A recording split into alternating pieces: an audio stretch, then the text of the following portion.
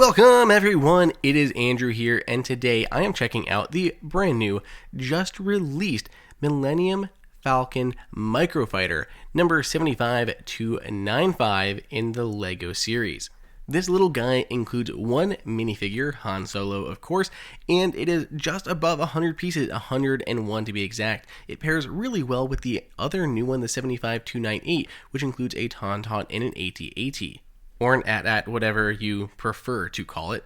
Let's go ahead and run through our quick build process here. This took about 20 minutes or so, depending on how quickly you want to kind of push through it, and it was a very interesting build for such a small minifigure. I definitely like doing this one. The piece ratio is not too bad for the size. I mean, this thing comes in at under $10, $9.99, so not a bad little desktop set, or for any kid that just loves Star Wars. A couple of cool things that I love about this. One, I always love a good Han Solo minifig, and this thing as a microfighter actually fires. There are two dual blasters there on the top that can actually fire. So let's go ahead, take a little bit a closer look at the details here. For the size of this, they did a great job at actually kind of mimicking the look of the Millennium Falcon. On the back here, those do push flat, and of course I had them pulled out and then forgot to push them in as I was filming, but that'll give you that blue light bar across the back of the Falcon itself. You have the cockpit up front, one of the printed pieces that are included in this.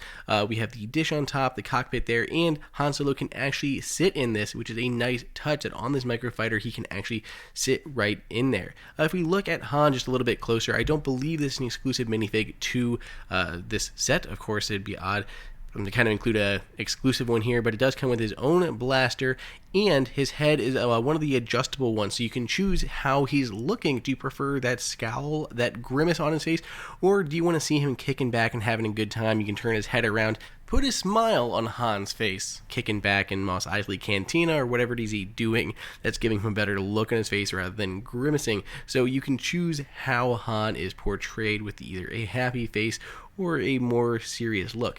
And these also include printed pants. You can see his belt draped down there as well. So let's look at how those blasters atop the Falcon actually fire. So there are two of them, and LEGO does include a few additional of those red single stud pieces that you use as ammo for your blasters.